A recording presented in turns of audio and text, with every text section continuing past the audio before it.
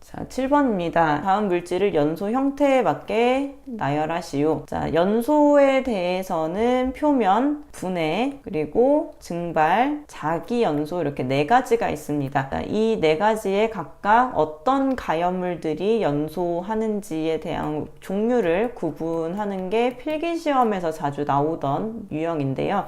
자, 표면 연소에는 목탄, 코크스, 금속, 마그네슘이 있고, 분해 연소에는 목재, 종이, 석탄, 플라스틱, 섬유 이런 것들이 있고, 증발 연소는 파라핀, 나프탈렌, 유황이 있습니다. 자기 연소에는 오류 위험물에 해당하는 질산 에스테르류나 니트로 화합물이 들어가는데, 자, 표면 연소에 들어가는 금속, 마그네슘 이런 것들을 이제 골라주게 되면, 나트륨은 이제 삼류 위험물이지만 여기에서는 이제 금속이라고 봐야 됩니다. 나트륨이 주기율표상에서 1쪽에 있고 1쪽은 알칼리 금속이기 때문에 금속에 해당합니다. 주기율표가 이렇게 생겼다고 하면 주기율표에서 약간 왼쪽에 있다 하면 금속, 그리고 약간 오른쪽에 있다 하면 비금속으로 보시면 됩니다. 그래서 나트륨은 왼쪽에 있는 원소이기 때문에 금속이고요. 트리니트로톨루엔이니까 오류 위험물이 되겠죠. 에탄올은 사류 위험물입니다. 사류 위험물인데 이제 이 안에서 사류 위험물들은 전부 다 증발 연소에 들어갑니다. 금속분이고요. 디에틸에테르 사류 위험물, 피크린산 오류 위험물입니다. 그러니까 표면 연소에 들어가는 금속분에 대해서는 나트륨 그리고 금속분이 되겠죠. 증발 연소는 에탄올과 디에틸 에테르가 되겠고, 자기연소는 트리니트로톨루엔 피크린산입니다. 그래서 이 표면 분해 증발 자기연소를 정확하게 알고 있으면서 이 안에 오류 위험물은 자기연소고, 증발 연소에는 사류 위험물이 포함될 수 있고, 표면 연소에 들어가는 금속은 그 철마 분해에 해당하는 이류 위험물만 들어가는 것이 아니라 나트륨도 금속으로 봐야 한다는 내용까지 응용할 수 있도록 만든 문제입니다. 자, 8번입니다. 히드록시라민 1톤을 취급하는 제조소에 대해서 다음 물음에 답하시오. 자, 제조소는 제조소인데 이 제조소 안에서 알킬 알루미늄 등, 아세트알데히드 등, 특히 히드록시라민 등 이런 애들이 나오면 조금 특별하게 관리해야 되는 특례가 있는 물질이다 라고 떠올리셔야 합니다. 자, 제조소의 일반적인 보유공지라던가 안전거리 이런 것들이 있죠. 자, 제조소에 설치해야 되는 주의사항 게시판입니다. 제조소라는 그 표지를 설치하는 게 아니고 이 히드록시라민에 대한 주의사항 게시판, 즉 화기염금인 물기염금인지를 물어보는 겁니다. 자, 히드록시라민은 몇류 위험물이죠? 자, 히드록시라민은 오류 위험물이기 때문에 물기염금이 아니라 화기염금에 들어가야 됩니다. 자, 물기염금이 들어갈 수 있는 건 1류, 2류, 3류에 해당하는 위험물의 몇 가지 종류밖에 없어요. 자, 오류는 화기염금이기 때문에 화기염금은 무슨 색깔로 해야 되나요? 적색 바탕에 백색 문자로 해주셔야 합니다. 자, 예전 같으면 그냥 화기염금의 바탕색과 문자색을 쓰시오 라고 하고 넘어갔을 텐데, 이제 문제를 어렵게 내려고 굉장히 노력을 하다 보니까 이런 식으로 오류 위험물이니까 화기염금이어야 되고 화기염금이니까 색깔이 이렇게 돼야 된다라고 연상하게끔 문제를 내고 있습니다. 자, 그 다음에 학교와의 안전거리. 자, 안전거리라는 말 나오면 어떤 게 떠오르시나요? 특례 말고 기본적인 안전거리에 대한 내용은 바로 3m, 5m, 10m, 20m, 30m, 50m에 들어가는 7000V, 35,000V 미만, 35,000V 초과, 학교, 병원, 극장, 이거를 얘기하는 게 안전거리입니다. 학교라는 단어를 보셔도 아시죠? 자, 학교와의 안전거리라고 나와 있기 때문에 학교, 병원, 극장은 30m 이렇게 하시면 틀리는 거예요. 왜냐하면 안전거리가 기본적인 경우에는 이렇게 되지만 지금은 특례가 적용되어야 하는 히드록실 아민을 취급하는 곳이기 때문입니다. 자, 히드록실 아민을 저장 또는 취급하는 제조소의 특례로 이 위험물을 저장하는 경우에 안전거리를 구하는 방식이 51.1에다가 루트 앞에 그냥 3을 쓰는 게 아니라 세제곱근에 해당하는 일반적인 루트가 그냥 제곱근인데 세제곱근에 해당하는 루트 앞에 작은 숫자를 쓸 수 있는 그런 기호가 있어요. 여러분의 공학용 계산기에 보시면 어떤 레벨의 계산기이든 이 루트 앞에 큰 글씨 말고 작은 글씨가 쓰여질 수 있게 하는 버튼이 있습니다. 자, 그 버튼을 누르고 3을 쓴 다음에 지정수량의 배수가 들어가는 이 식으로 안전거리를 계산을 해야 합니다. 자, 그러면 이 n에 대한 것은 지정수량의 배수이기 때문에 지금 히드록시라민의 지정수량 배수를 구해야 하는데요. 자, 히드록시라민은 오류위험물이고 오류위험물의 100키실에 해당하는 100kg입니다. 지정수량이 100kg이기 때문에 1톤이니까 1톤은 1000kg이겠죠. 자, 그래서 이거를 뭐 100분의 1000이니까 약분해서 10으로 대입을 하셔도 되지만 뭐 공학용 계산기로 하니까 이렇게 3을 한 다음에 100분의 1000이라고 그대로 대입하셔도 값은 똑같이 나옵니다. 자, 이렇게 했을 때 나오는 값이 110.091이기 때문에 반올림을 해서 110.09m라고 해주시면 되겠습니다. 자, 히드록실아민의 안전거리를 구하는 공식에 이 n 자리에는 지정수량의 배수를 넣어야 한다, 이런 내용이었고요. 그리고 히드록실아민에서는 담 또는 토제라는 말이 나옵니다. 자, 담은 이런 시멘트 같은 걸로 이렇게 올리는 건축물의 일종이고, 토제는 이제 흙을 쌓는 건데, 흙을 이렇게 수직으로 기둥 형태로 쌓기에는 이렇게 시멘트처럼 강하게 올라갈 수는 없으니까 토제의 경우에는 이렇게 마른 목골로 이렇게 올립니다. 흙을 가지고 토제를 만들었을 때 여러 가지 기준이 있는데요. 저희 교재를 보시면 담 또는 토제는 당해 제조소의 외벽에서 2m 이상 떨어지게, 그러니까 어떤 제조소 건축물이 있으면 이 거리가 2m가 되게 설치를 해야 하고, 또 담 또는 토제의 높이는 히드록실아민을 취급하는 높이만큼 해야 하고요. 그리고 담은 뭐 두께 15cm 이상, 20cm 이상, 그 다음에 중요한 것이 경사도, 이 토제의 경사는 60도가 되어야 한다라는 규정이 있습니다. 자, 교재에 있는 해설 부분 잘 보시고 그 안에서 60도, 두께 15cm, 20cm, 그리고 공작물의 외측으로부터 2m, 이런 숫자들은 잘 보셔야 할 부분입니다. 경사도는 60도가 되겠습니다. 자, 9번입니다. 산화성과 환원성을 모두 가지고 있는데 아세트알데히드의 환원시 생성물질, 산화시 생성물질을 보도록 하겠습니다. 자, 아세트알데히드는 CH3CHO예요. 자, 이 CHO를 우리가 알데히드라고 부르죠. 자, 이 알데히드는 어디서부터 오냐면 C2H5OH 무엇인가요? 자, 이것은 에탄올입니다. 즉 일상생활에서 보이는 술입니다. 자, 술을 우리가 마시면 숙취가 생기면서 막 머리도 엄청 아프고 속도 안 좋고 그러는 이유가 알코올이 우리 몸속에 들어가서 소화라는 산화 과정을 거치면서 독소를 만들어내기 때문입니다. 그래서 이 독소가 쌓이고 쌓이면 이제 간암이나 이렇게까지도 갈 수가 있죠. 자, 근데 우리가 일반적으로 숙취는 시간이 지나면 깨요. 그 이유는 알데히드가 숨을 쉬면서 산화를 하면서 CH3COOH로 산화되기 때문입니다. 그래서 이렇게 오른쪽으로 가는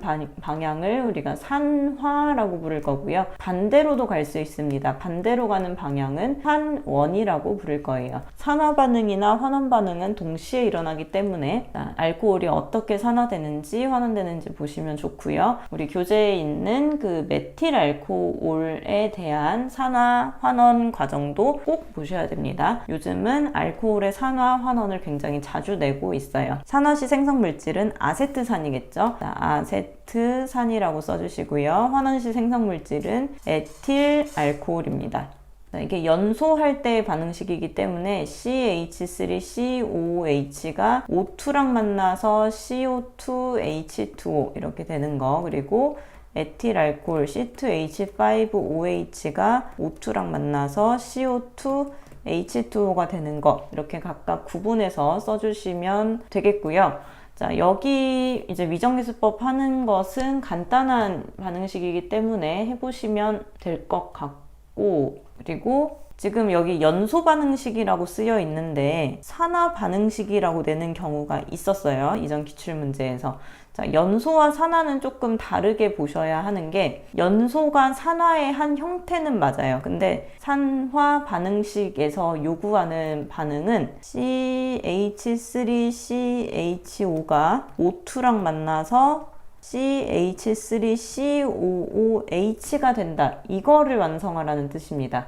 그래서 연소 반응식과 산화 반응식을 할 때 O2가 들어간다고 해서 무조건 CO2H2O가 나오는 게 아니고 연소는 불이 나는 거예요. 불태우는 거예요. 불태울 때는 아주 강한 온도에서 일어나기 때문에 CO2H2O가 되지만 산화라는 것은 우리가 일상생활에서 숨 쉬는 게 산화예요.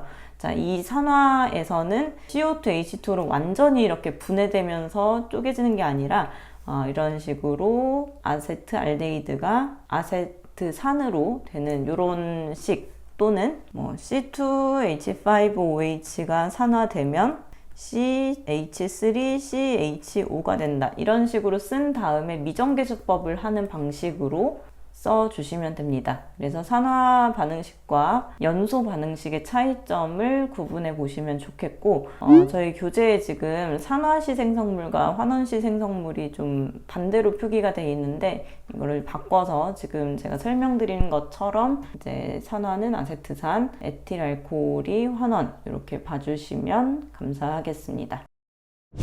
자, 10번입니다. 위험물의 저장량이 10분의 1, 초과일 경우에는 혼재하면 안 되는 위험물. 자, 혼재라는 말이 나오면 4, 2, 3, 5, 2, 4, 6, 1로 생각을 하시면 되겠죠. 자, 1류 위험물에서는 가나, 다라, 마로 했을 때 1, 2, 3, 4, 5, 6류에서 되는 것과 안 되는 것을 표시한 다음에 정답을 정확하게 쓰시는 게 좋습니다. 1류 위험물은 본인을 제외하고 6류랑은 돼요. 근데 2, 3, 4, 5는 안 되죠.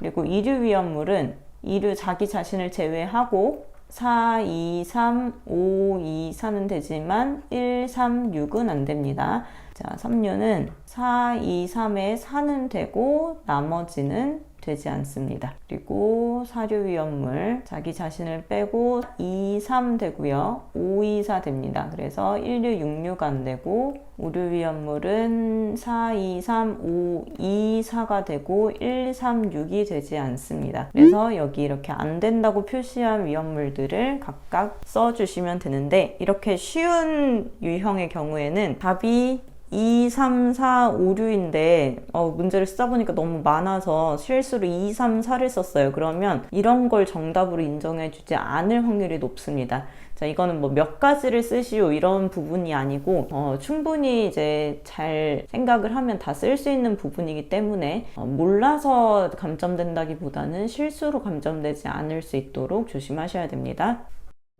자, 분자량이 32이고 로켓의 원료로 쓰인다. 분자량이 32인 거라고 하면은 이것만 가지고는 사실 알기가 어렵지만 로켓의 원료라고 했을 때 과산화수소랑 히드라진이 반응하는 거를 생각하시면 좋을 것 같아요. 자, 그래서 여기에서 얘기하는 분자량이 32는 히드라진입니다. N2H4예요. 분자량 구해보시면 32가 나오고요.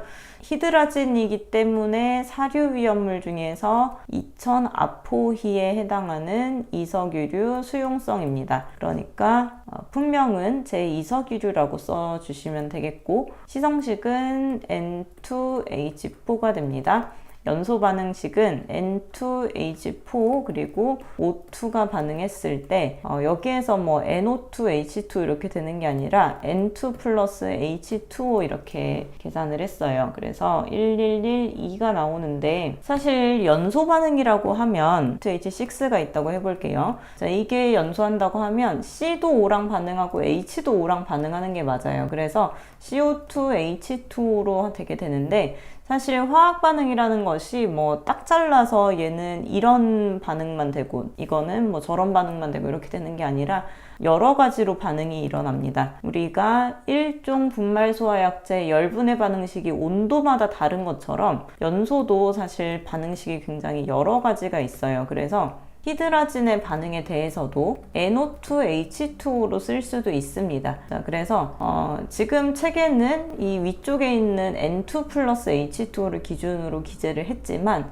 만약에 이게 좀 확실하지 않다라고 한다면 우리가 기존에 연습하던 방식처럼 C가 O2랑 만나고 H가 O2랑 만나는 것처럼 N이 O2랑 만나고 H가 O2랑 만난 이런 식으로 미정계수법을 완성해서 써주셔도 정답이 되지 않을까라고 예상은 하지만 제가 확답을 할 수는 없기 때문에 이런 두 가지 반응식을 참고하시면 좋겠습니다.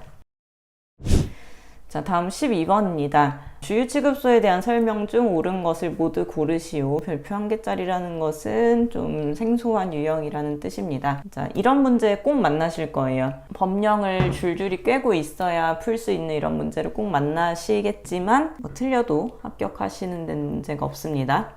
자, 주유취급소는 이제 주유소죠. 주유소, 기름 넣는 곳. 자, 압축 수소를 충전하는 설비는 옥내 주유취급소에 설치 가능하다. 자, 우리가 이제 주유소에서 기름만 넣는 것이 아니라 뭐 전기차 충전, 수소 충전, 뭐 요소수 뭐 이런 것들까지 다 할 수 있죠. 자, 수소를 충전하는 설비는 주유취급소 중에서 옥내 주유취급소 외의 주유취급소에 한정합니다. 그러니까 옥내 주유 취급소는 수소를 할 수가 없다는 뜻이에요. 그래서 옥내 주유 취급소는 설치가 가능하지 않습니다. 자, 2번 셀프용 고정 주유 설비를 고정 주유 설비 신고 없이 변경할 수 있다. 자, 이거는 변경 허가를 받아야 되는 경우에 해당하는지 아닌지로 구분할 수 있는데 변경 허가를 받아야 되는 경우가 제조소마다 굉장히 여러 가지가 있는데 그 중에 한 가지 주유 취급소에서 변경 허가를 받아야 하는 경우는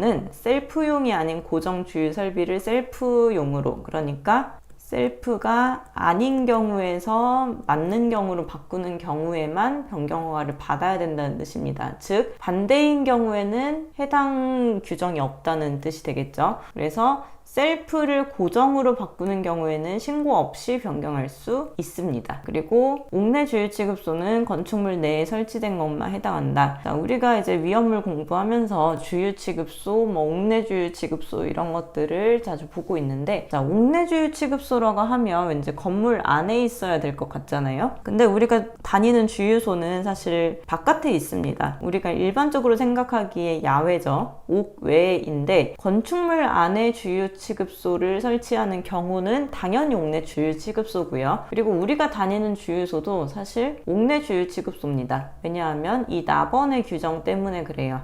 캐노피, 처마, 차양 이런 것들이 연면적의 3분의 1을 가리고 있으면 옥내 주유 취급소입니다. 우리가 주유하러 딱 들어가면 그 주유기 위에는 뭔가 이렇게 천장 같은 것이 설치되어 있죠. 캐노피나 처마 같은 게 설치가 되어 있는데 이게 3분의 1을 초과하게 되면 옥내주유 취급소로 분류를 합니다. 그래서 옥내주유 취급소는 건축물 내에 설치된 것만 해당하는 것이 아니라 캐노피나 처마를 설치한 것이 그 면적의 3분의 1을 초과하면 이것도 해당이 됩니다. 자, 태양광 발전 설비와 직광판, 그 부속 설비는 캐노피의 상부에 설치해야 된다. 자, 주유 취급소에 설치할 수 있는 건물이 제한이 되어 있어요. 아무거나 다 설치할 수가 없습니다. 안전 때문에. 이런 배터리 충전, 작업장, 농기구 부품 이런 거 할 수 있는데 태양광 발전 설비는 이런 항목을 지켜야 돼요. 자, 그 안에서 직광판 및 부속 설비는 이렇게 되어 있죠. 자, 건축물의 옥상에 설치할 것이라는 규정 때문에 옥상에 설치해야 된다가 맞습니다. 그래서 이 12번의 답은 2번, 4번이 되겠고 저는 개인적으로 이런 문제를 굉장히 이제 효율성이 떨어지는 문제라고 생각을 하기 때문에 이 안에서 몇 가지만 좀 기억을 하시면 좋겠고 이거를 위해서 법령을 막 다 찾아보는 그런 시간을 쓰시지는 않으셨으면 좋겠습니다. 대신 13번과 같은 이런 소화 설비, 소화 방법에 대한 것은 반드시 맞추셔야 합니다. 자, 별표 3개짜리는 무조건 이제 다 맞춰야 된다고 생각하시면 돼요. 소방 대상물 또는 위험물의 적응성인데 이 위험물들이 각각 주수 소화에 해당하는지, 주수 금지에 해당하는지, 그리고 질식 소화에 해당하는지 구분을 해보도록 하겠습니다. 자, 알칼리 금속의 과산화물 등은 물 닿으면 산소 나오는 애들이에요. 그래서 주수, 금지를 해야 되겠고요. 이류위험물의 인화성 고체는 인화성이 있기 때문에 사류도 인화성이죠. 인화성이 있는 두 가지는 질식입니다. 질식. 근데 사류를 질식하는 이유는 사류는 대부분 이제 기름이 물 위에 둥둥 뜨기 때문에 물 뿌리면 불이 꺼지는 게 아니라 기름이 둥둥 뜨면서 화재면이 확대가 돼요. 그래서 물을 안 뿌리고 질식 소화를 하는 건데, 이류위험물은 액체가 아니라 고체이다 보니까 물속에 가라앉아서 주수 소화를 했을 경우에도 질식 소화의 효과가 있습니다. 물이 산소를 차단해주는 효과가 있는 거예요. 왜냐하면 인화성 고체는 물속에 가라앉기 때문에. 그래서 질식과 주수가 둘 다 됩니다. 인화성 액체는 안 되고 인화성 고체가 되는 이유는 물속에 가라앉기 때문에 그렇습니다. 삼류위험물의 그 밖의 것은 자연발화성 물질 얘기하는 거예요. 금수성 물질 말고 자연발화성 물질. 그래서 주수 소화를 하면 됩니다. 금수성 물질은 당연히 주수 금지를 해야 되겠죠. 자, 오류위험물 주수 소화, 육류위험물 주수 소화에 해당합니다. 자, 그러면 옥외 소화선 설비는 어떤 소화 방법에 해당할까요? 자, 바로 주수 소화에 해당합니다. 주수 소화에 해당하는 거 교재를 통해서 정리를 해보시면 옥내 소화전, 옥외 소화전, 스프링클러, 물분무, 포, 인산염료 분말 소화 설비 이런 것들이 있고요. 주수 금지에 해당하는 것은 아까 문제에서도 했었듯이 탄산수 염료 분말 소화약제, 마른 모래, 팽창질석, 팽창진주암 같은 것들이 있습니다. 자, 포소화 설비는 질식 소화도 되고 주수 소화도 됩니다. 질식 소화에 해당하는 거 CO2, 분말, 그리고 포 이런 것들이 무상수 소화 설비 이런 것들이 있고요. 불활성가스 소화 설비는 질식 소화에만 해당됩니다. 자, 그래서 1류위험물에서는 되는 게 없고요. 2류에 이렇게 3개, 3류는 주수 소화인 옥외 소화전, 포소화 설비, 그리고 4류에 3가지 다, 5류에 2가지, 6류에 주수 소화에 해당하는 2가지 동그라미가 쳐지게 되겠고, 우리 교재에서 이 동그라미 부분이 달라지니까 이 부분 체크해 주시면 좋겠습니다.